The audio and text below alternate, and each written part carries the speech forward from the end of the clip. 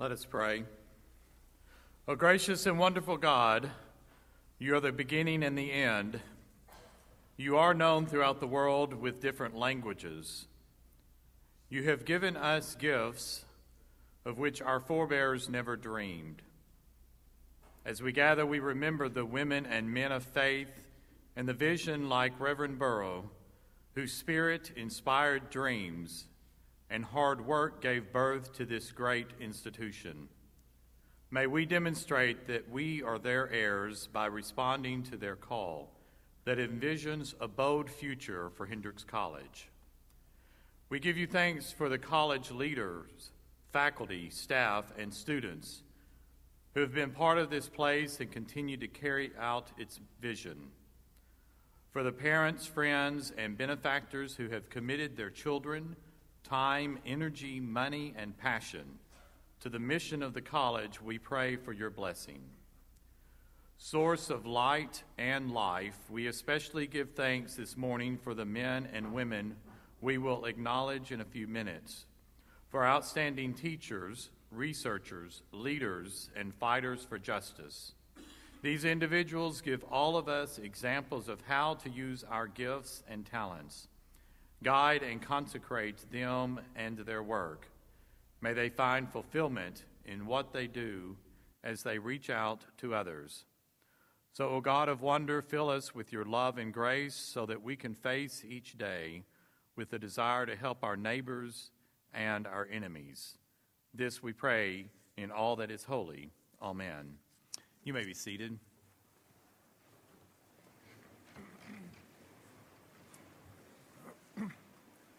Good morning. Thank you for joining us today as we celebrate the achievements of 4 outstanding Hendrix alumni. When you come to an event called Founders Day, you expect someone to talk about the college's history. And since I'm a historian, that seems like a fair assumption.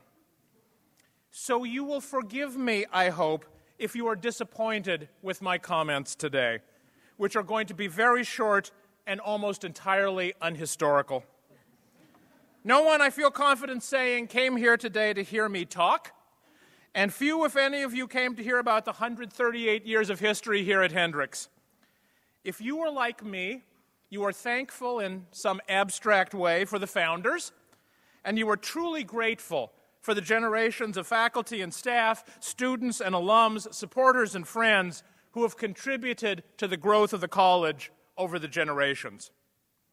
But really, you are here to celebrate and to hear from 4 extraordinarily accomplished individuals, folks who took that broad, rigorous, and engaged experience of the liberal arts at Hendrix and built upon it careers of distinction and lives of meaning. They are testaments to the Hendrix faculty who taught them, models to the students here who are following in their footsteps, and inspirations to us all. But before we meet this year's Odyssey medalists, I am pleased to introduce the Hendrix College Choir under the direction of Dr. Andrew Morgan.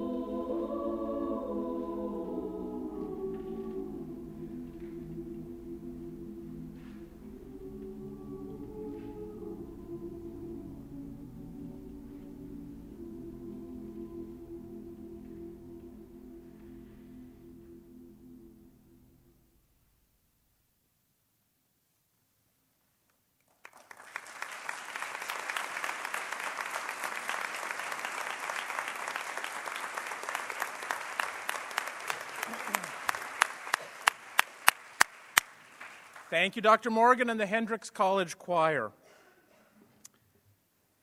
The Odyssey program is, as you all know, the heart and soul of Hendrix College today. It is the natural evolution of the college's long-standing commitment to experiential learning. And although today every university, college, high school, technical school, college of cosmetology, and fast food joint touts that they offer state-of-the-art engaged learning, very few places have done it for as long or do it anywhere near as well as we do here at Hendrix.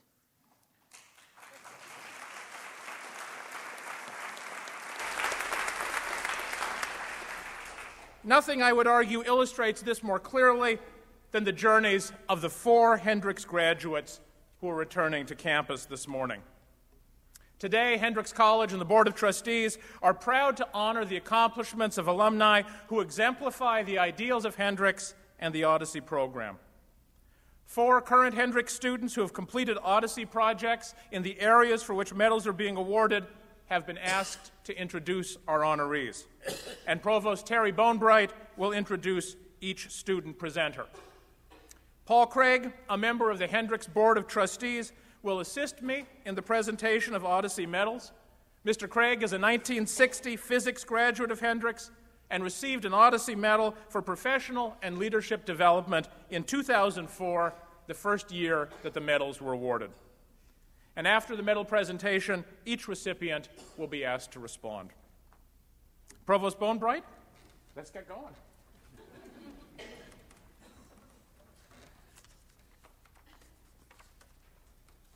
Good morning, everyone. It's my distinct pleasure to introduce Zoe Barton, who's a senior from Fayetteville, Arkansas. She's a double major studying Spanish and studio art. She's a pianist who also composes music and lyrics and is deeply involved in the arts. The printmaking courses she has taken at Hendrix, combined with her love of writing, are preparing her for a future in publishing. Today, she will be introducing the recipient of the Odyssey Medal for Artistic Creativity.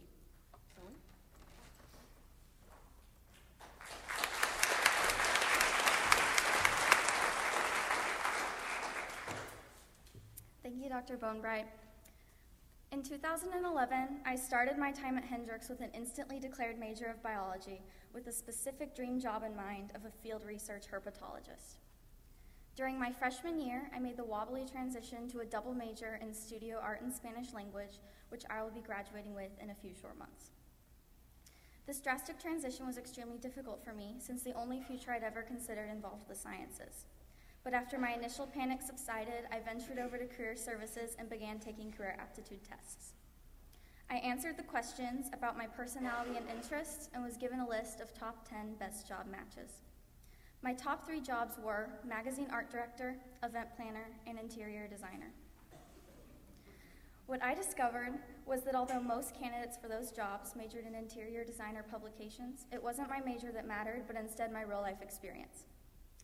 I started working towards my new dream job in the field of publications during my sophomore year by taking printmaking courses and receiving Artistic Creativity Odyssey credit.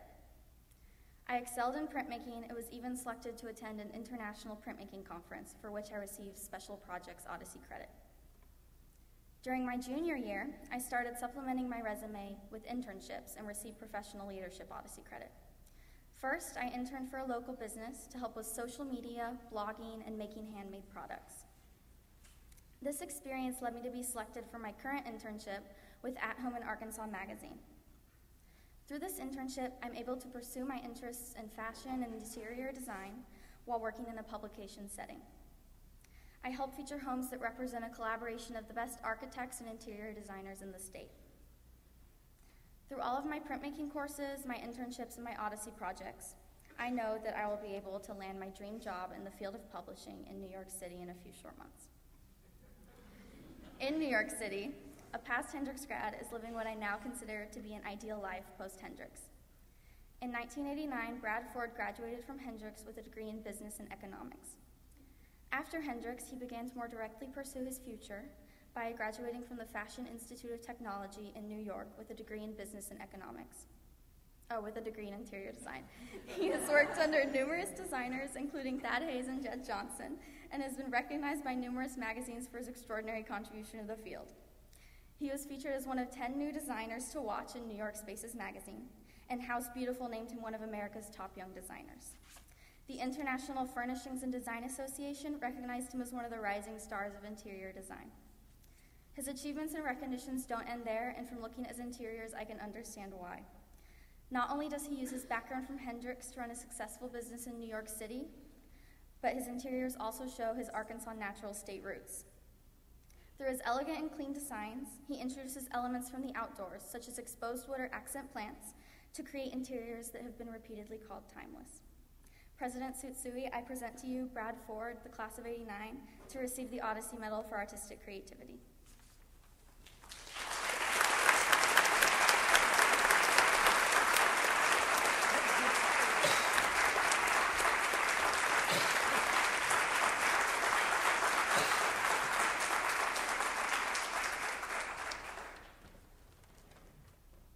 In recognition of a professional and personal life well lived, the Hendrix Board of Trustees and Hendrix College are honored to present Brad Ford with the 2014-15 Odyssey Medal for Artistic Creativity, and to hold him up to our students, our alumni, and the community at large as a testament to the value of engaged liberal arts and sciences education at Hendrix College.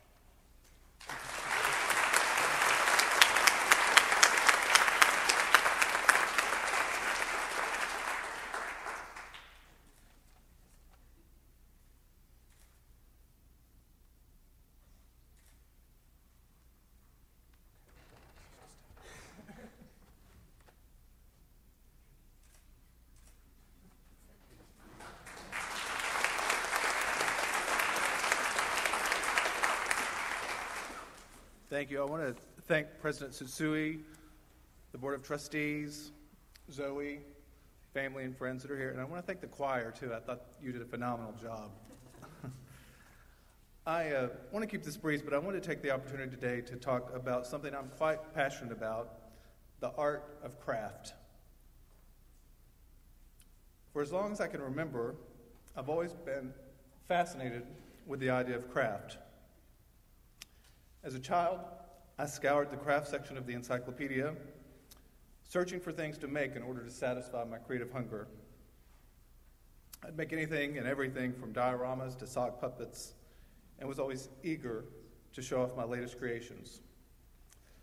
This voracious, inventive appetite led my mother to enroll me in art classes, where I channeled my imagination, honed my drawing skills, learned to paint, and began getting familiar with color theory.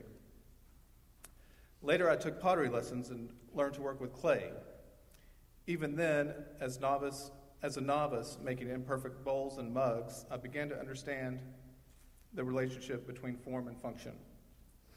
Soon thereafter, my father put together a woodworking shop in a barn behind our house, where he made everything from clocks to large pieces of furniture. There, I watched him work diligently and was fascinated by the tools, the process, the smell of sawdust, and of course the finished products. Watching him gave me a great appreciation for the time, technique, and care that went into everything he created. Over the years, as his skills and competence developed, so did the complexity of his works, exemplifying the dedication, passion, and heart that goes into true craftsmanship.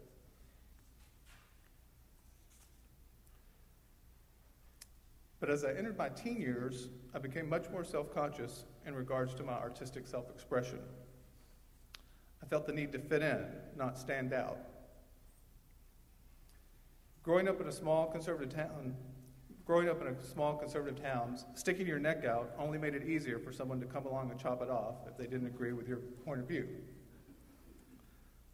So I began to suppress my creativity, and in doing so, closed off an integral part of my mind, spirit, and soul. All of that changed when I discovered Hendrix. Just the word liberal in the description of a liberal arts college had a nice ring to it. and it started to put a dent in the self-made armor I had been wearing for the previous years. Suddenly, I was surrounded by a diverse mix of students who not only accepted each other's differences, but also celebrated them. This was both eye-opening and comforting at a critical time of self-discovery. This inclusiveness, along with a broad range of studies that included coursework in religion, philosophy, and literature, gave me back one of my greatest gifts, an open mind.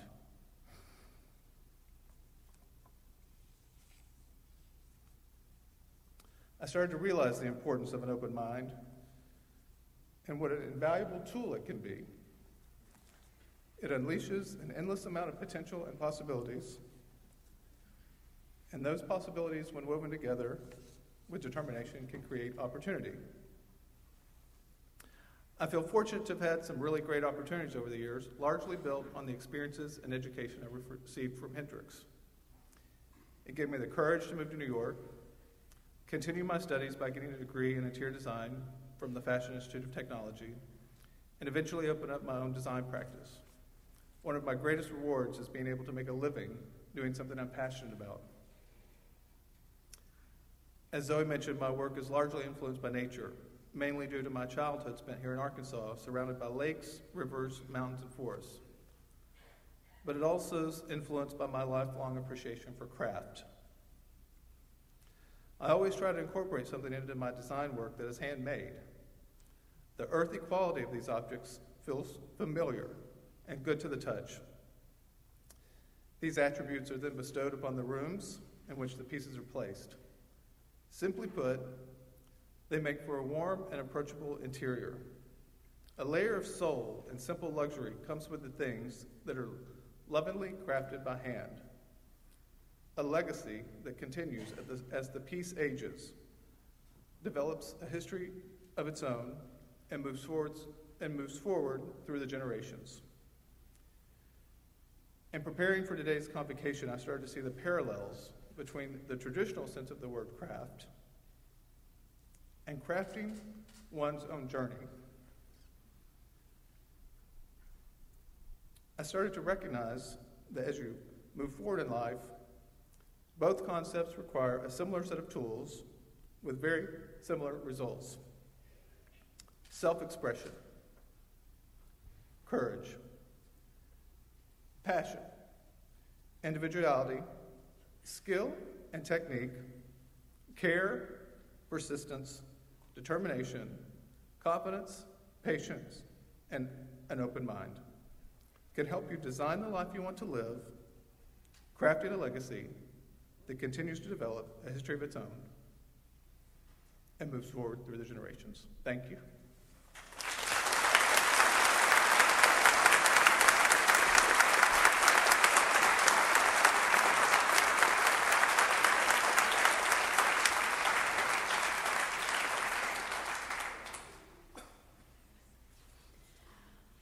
I'd now like to introduce Gina Kelling. She's a senior from Kansas City, Kansas. Her major is religious studies with a minor in film studies. She is interested in the connections between religion and film and between religious communities and agriculture. Like the religious scholars she's about to introduce, Gina looks at the whole picture that religion paints, not just one aspect of it. Gina is introducing the Odyssey Medal recipient for research.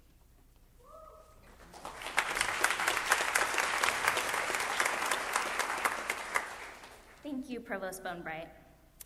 It remains to be seen whether or not Shakespeare was talking about the Rainy Building when he wrote, "Though she be but little, she is fierce." When I first came to Hendrix College, I don't think that I ever could have guessed that a brick building approximately the same size as a double-wide trailer would become one of my favorite places on earth. Nonetheless, here I am 4 years later, proudly claiming that I love the Rainy Building, the site of many of my favorite religious studies classes. The most wonderful thing about studying religions is that it not only stimulates the intellect, but that it has also made me a better person. There are qualities that you must cultivate in order to study religions. It is one thing to detach yourself from a subject in order to study it, but in my experience, it is indeed more important that you become more empathetic, compassionate, and open-minded. I think that a closed-minded scholar is dangerous and ineffective in any field, but in religious studies, this person would be no scholar at all. My studies have led me to consider spirituality in ways that I never knew existed before.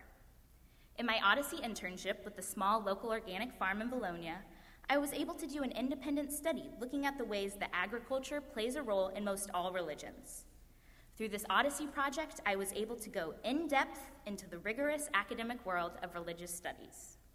As a senior, I've begun working on how religious themes manifest themselves into certain films for my senior thesis. Similar to my own passions for religion's influence in film and agriculture, considering a less examined part of religion and its diverse manifestations is something that our Odyssey Medal winner for research specializes in. Elsie Ann McKee was born in the Democratic Republic of Congo to a theological education teacher and has always understood the importance of academia in the religious world. After earning her Ph.D. at Princeton Seminary and a diploma of theology from the University of Cambridge, she has gone on to teach at Princeton Seminary with a special emphasis in the history of worship. An incredibly prolific writer, she has authored 9 books and is currently working on her 10th. Her diverse academic work on Calvinism includes a renowned French to English translation of John Calvin's Institutes of the Christian Religion. Her own insight into the importance of creating a greater understanding of the personal religious experience of such an influential theologian like John Calvin has led her to also consider the spiritual lives of lay people and women. In her biographical work on 16th century Protestant leader Katharina Schutz-Zell, Dr. McKee shined a light on the often overshadowed female experience within the religious context. Sensitive and insightful, McKee's academic choice to focus not only on the rigorous and complex writings of Calvin, but also on the experience of the nameless, illuminates the often misguided understanding of religion as purely doctrine. Her understanding and study of religion is a vital source of scholarship in the field today. While Dr. Elsie Ann McKee may not have studied in the Rainey Building, I think she would agree that Hendrix College religious studies scholars are not to be underestimated. President Tsutsui, I present you, Elsie Ann McKee, class of 73, to receive the Odyssey Medal for Research.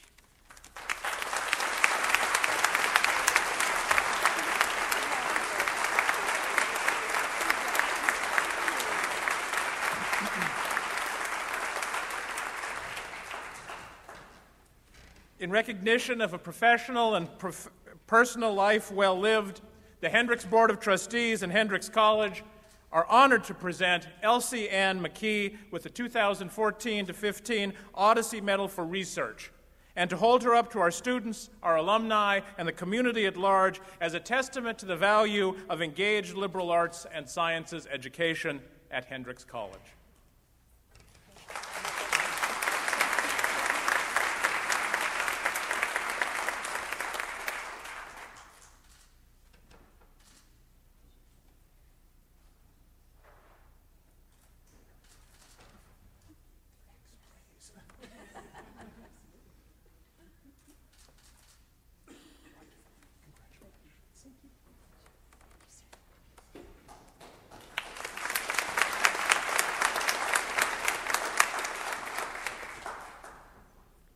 Thank you very much to all of the wonderful people here at Hendrix who have given me this marvelous gift.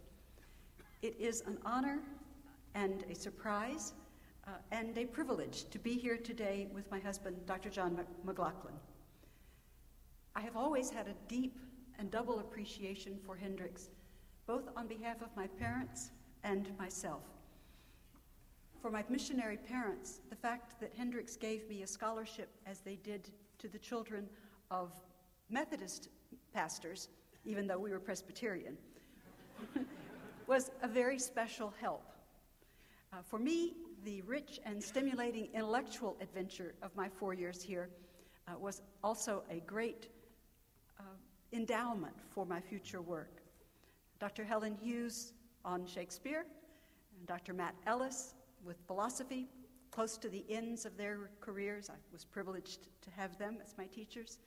Dean Francis Christie and my thesis advisor, Dr. Robert Goodlow, in religion, the unforgettable Mr. McGill and the choir, and the wonderful joy of the candlelight carol service. Thank you, choir. All of it prepared me very well for my work in graduate studies in Europe and North America. I came to Hendrix with a passion for stories, and I have continued to develop that love for historical and theological stories ever since. Finding out is such fun. You settle yourself into a seat in an archive or a rare book room and have those wonderful piles of 16th century dust sitting in front of you. You don't make them dust. The chance to read those old texts, you discover little nuggets of thought that you hadn't encountered in that context before, and they lead to other fragments of thought, and then you begin to fit them into what you know and what you are learning, and they come to illuminate those mysterious people of the past in new ways. Archive work in history, it's like a treasure hunt. Something equally compelling is the global South, especially Africa, where I was born and grew up. Throughout my career, I have been engaged in certain ways with theological education in Congo, where my parents taught, where I've taught once on sabbatical and visited other times. But more recently, I have become involved with the work of a group of ecumenical Congolese women who have established their very own nonprofit, Woman Cradle of Abundance, to address issues of violence and poverty in their country, girls and women, orphans, street children. One of their projects is a sewing school to enable young girls to learn both reading and writing. They come illiterate, and a profession which will allow them to support themselves and their families. See, this is one of their creations. It is a joy and privilege to have so many ways to be involved in God's world, with brain and heart, heart and brain, and hands. My own odyssey seems to continue to grow and to change. At the moment, I am trying to juggle finishing a book, planning a fundraiser, teaching my students, and trying to entice them and anyone else who's willing to listen into loving history and loving Congo. Thank you.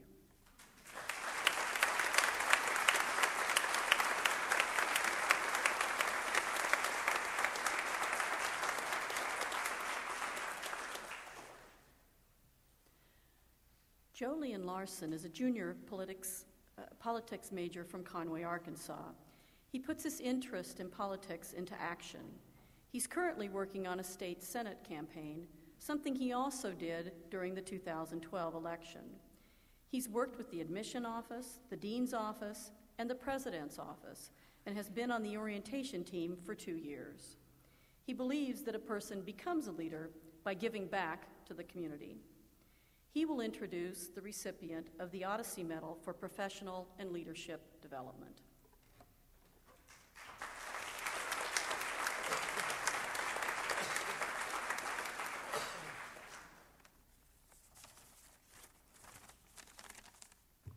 Thank you, Provost Bonebright. When someone tells you they're a politics major, there aren't too many future jobs that come to mind without getting a little creative. To many, the assumption is that you're going to do something along the lines of being a politician. Well, I'm a politics major, and I must admit that the idea of holding political office is something that's crossed my mind more than a few times.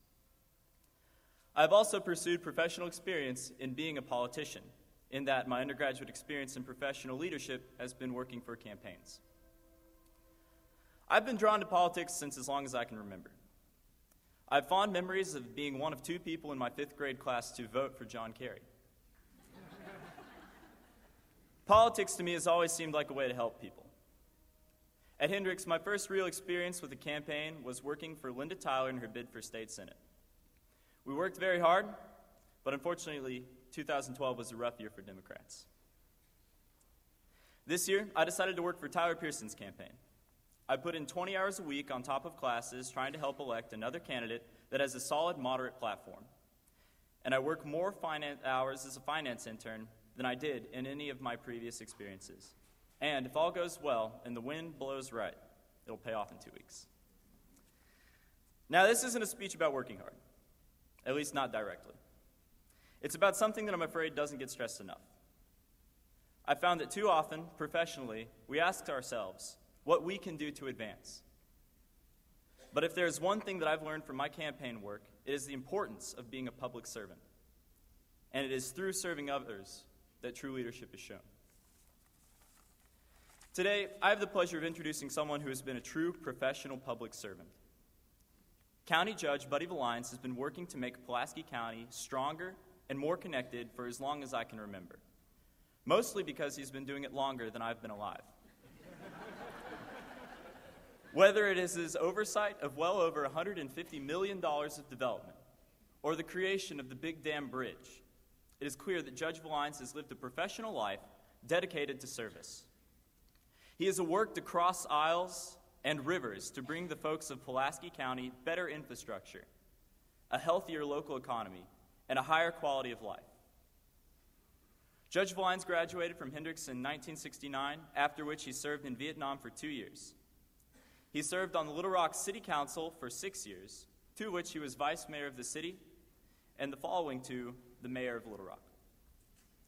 Now, I spoke about the genuine need we have for individuals who demonstrate leadership through service. And I cannot find a better example than the judge. Of his 45 professional years, 40 of which have been spent in the public sector. Guided by a philosophy of together we can make a difference, and serving Little Rock, Pulaski County, Arkansas, and our nation, Judge Villines has been a true professional leader. President Tsutsui, I present to you F.G. Buddy Villines, class of '69, to receive the Odyssey Medal for Professional and Leadership Development.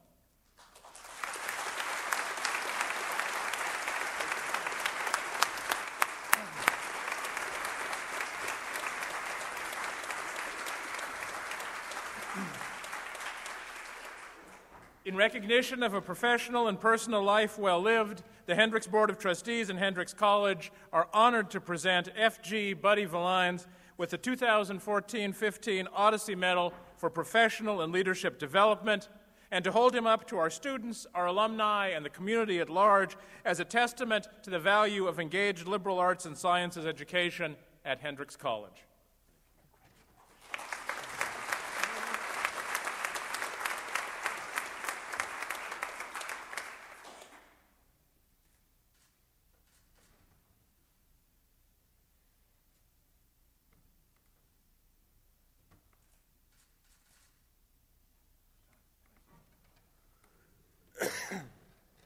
Thank you, Jolyon. I really appreciate that introduction. I've obviously shared your passion for public service now for quite some time. This award means a lot to my family and I. Beverly and I are graduates, obviously, from here. Our daughter Corey's a graduate and has her master's from here. Our extended family, the Couch family, Beverly's family, several graduates. And Sherry McBride, who was Sherry Villines when she was here, distant cousin, all the Villines come out of northern Arkansas. And not all of them hit the right path coming out of there, but we all came out of there. Yeah, I came to, my father was a Methodist preacher. His father was a Methodist preacher. My great-grandfather were Methodist preachers. And in our family, we talked a lot or heard a lot of talk about the call. And in that context, it was those who were called to the ministry. But in the larger context, it was that we all are called to serve either through our vocation or our avocation. So when I came to Hendrix, I was looking for my call.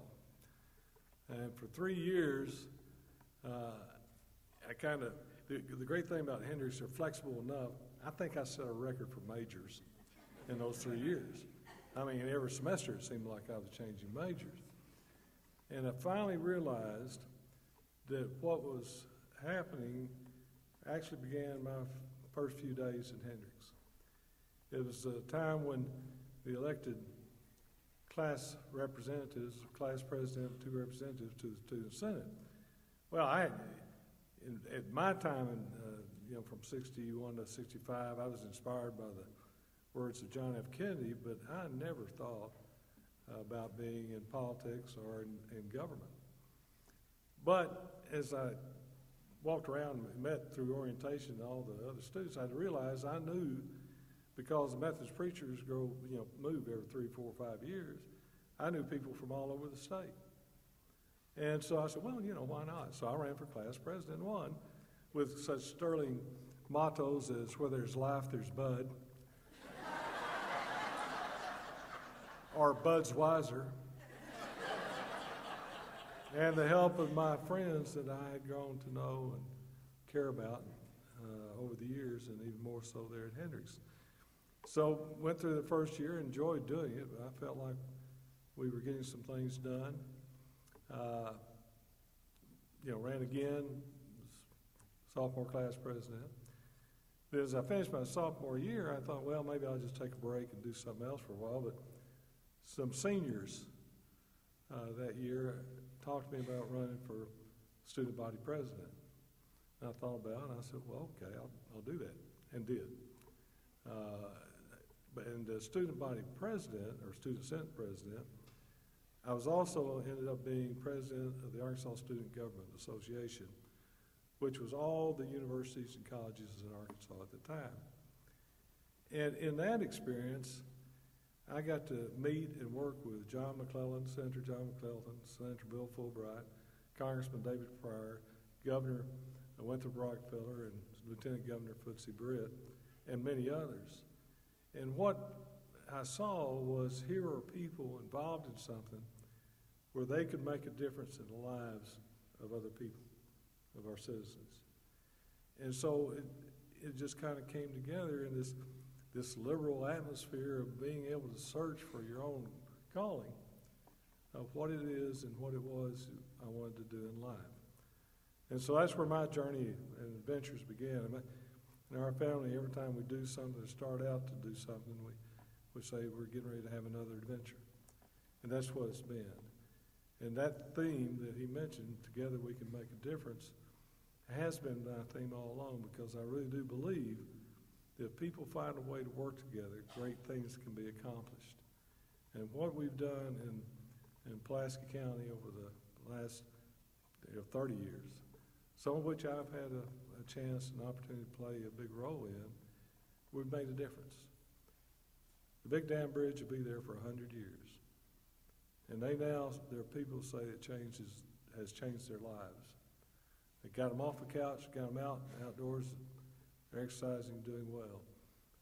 It gets about 250,000 visitors a year. The Two Rivers Park Bridge got between April 2012 and December 2013, had nearly 1 million people on it. And those are people coming from not just all over the community, obviously, but all over the state and now the nation. I think the challenge, and I think in a day when people like to demean public service for their own political ends, who say, I'm going to run against government, and they get elected, and their goal is really to destroy government, that I hope we will all remember that this nation was founded on the idea that there is a role of government to play, not a burdensome role, but it does have a role to play in the lives of our people. And whether you're involved directly in government as an employee or as an elected person, or you're out there hopefully looking and watching and listening to what's going on, that you'll make the decisions. Thank you very much. It's indeed an honor to be here and be on this stage again, where many years ago I actually stood up here and sang songs. Have a good one.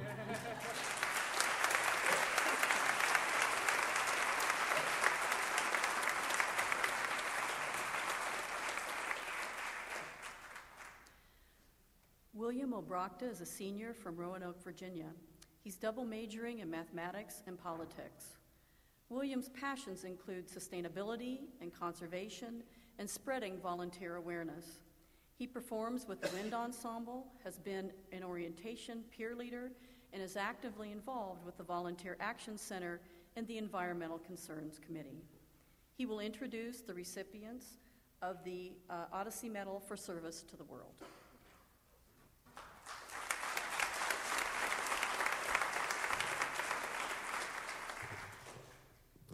Thank you, Dr. Bonebright. It's hard to define the word volunteer, especially when volunteering is something that the government requires everyone to do on Sundays, building roads or cleaning up parks in order to avoid fines. But that's the situation I found myself in when living in Hungary several years ago as part of a 6-month long-term volunteer project with Habitat for Humanity. My mother and I worked in Hajdúböszörmény, a city of about 30,000 people, where we were the first Americans to ever visit. One person in the city spoke serviceable English. Teams of volunteers from America would come over for a week or two to help us construct houses for Roma families.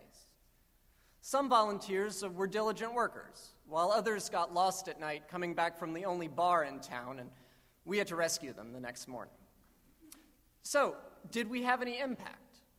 I returned to Hungary and Hajdú this summer to study mathematics as part of an Odyssey project, and found our old neighbors now seeing volunteering as decidedly less foreign, with Hungarian students helping out at Habitat work sites. Maybe this project has had more of a lasting benefit than just the houses. Dr. Amanda Moore McBride is a leading researcher evaluating the benefits and side effects of short-term and long-term international volunteering. She has found largely that, though the volunteers themselves reap huge benefits in terms of personal growth and worldliness, the impact that a volunteer has on the community he or she is serving varies wildly. It might make more sense, Dr. Moore McBride posits, to organize civic engagement projects closer to home. As another Odyssey project, I began a partnership with the Faulkner County Juvenile Court to provide rehabilitation programs for their kids through the Volunteer Action Committee. The program simply emphasizes making human connections with these kids. They can quite possibly keep up with our basketball team in a pickup game or write me a scientific paper on how to properly plant soybeans. They're immensely talented and wonderful, despite whatever criminal record they might have amassed. Dr. Moore McBride emphasizes in her research that this type of civic engagement is of paramount importance. The sense of community and responsibility for those around us has faded in recent years. Like me, your Odyssey can take you to Hungary to help people you've never met, but a lasting commitment to those in your community is of just as much benefit. Since her time as an undergraduate at Hendrix, Dr. Moore McBride has been a pioneer in the field of socially engaged education, demanding that her students not only learn about the structures of public policy and of social work, but actually experience the problems facing their community firsthand by getting out and living them. It is for that pioneering spirit in the area of civic engagement that I present to you, President Tsutsui, Dr. Amanda Moore McBride, class of 1993, to receive the Odyssey Medal for service to the world.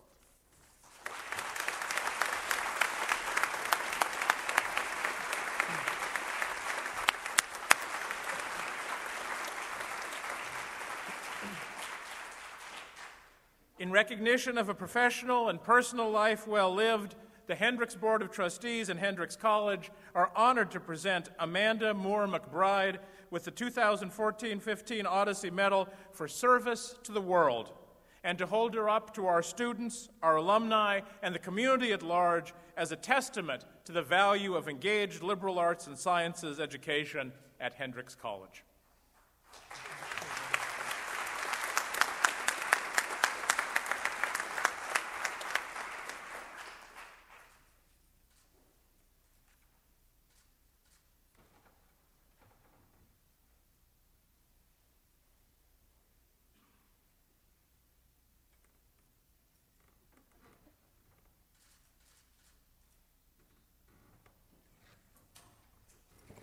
Today is as much about these outstanding students as it is the honorees. Please join me in acknowledging them for their outstanding remarks and presentations today. Thank you.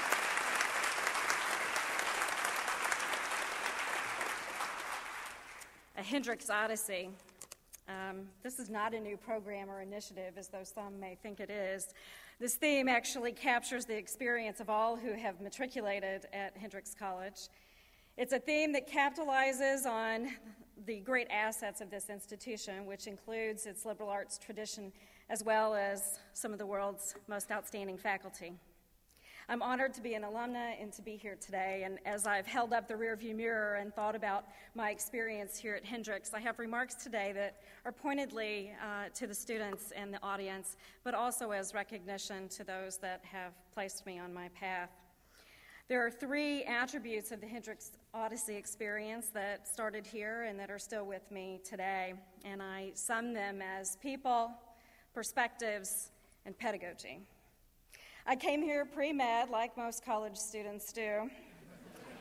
But as I was flunking out of my first semester of calculus with Professor Burrell, not his fault, by the way, I had the good fortune of being in the lunch line by Professor John Arms.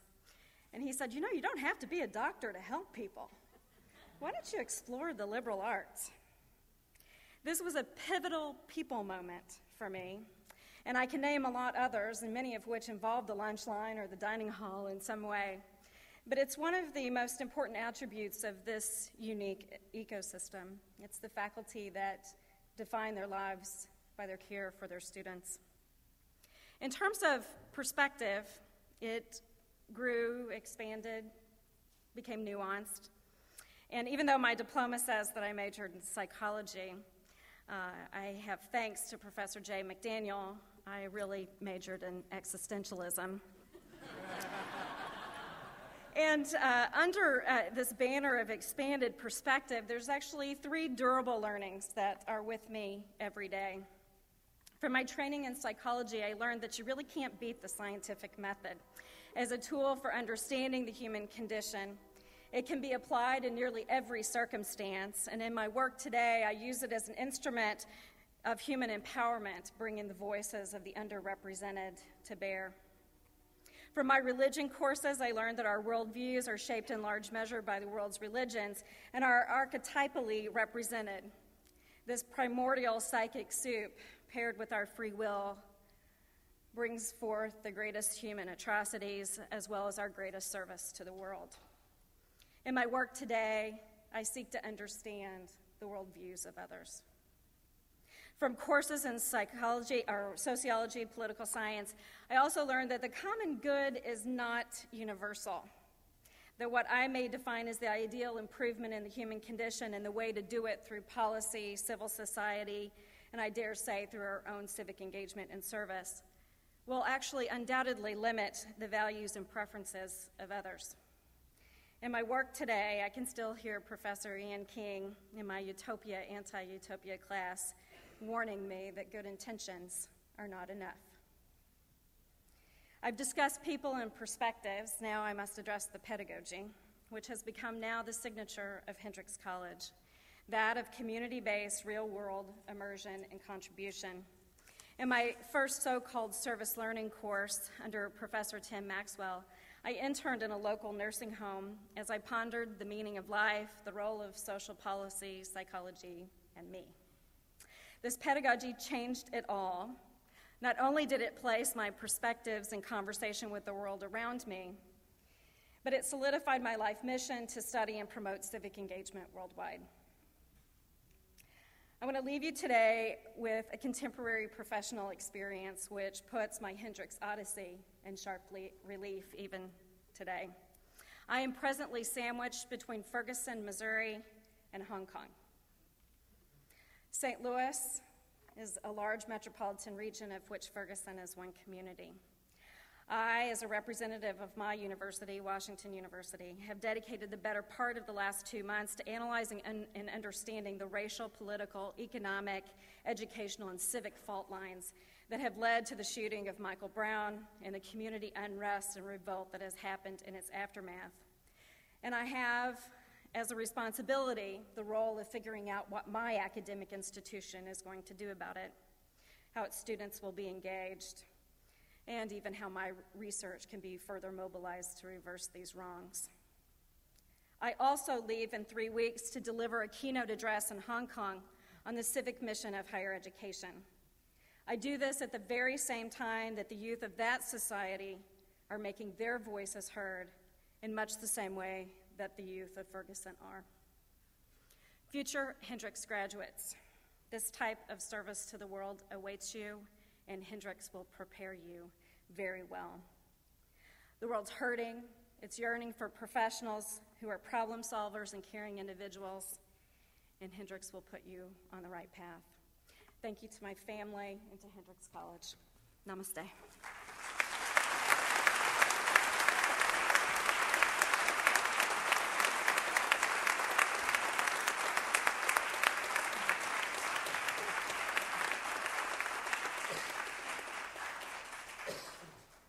Congratulations to our newest Odyssey Medal recipients.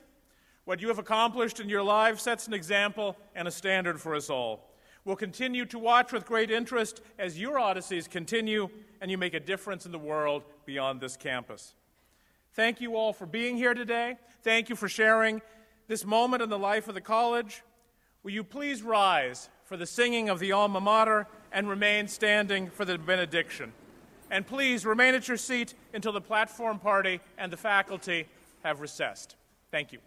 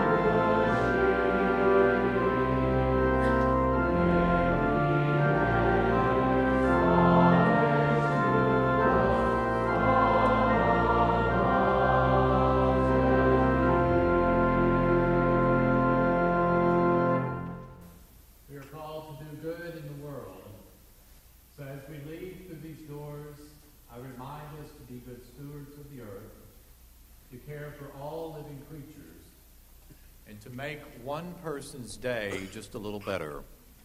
Go forth from this place knowing that you go with the love and the care and the compassion of an almighty God. Amen.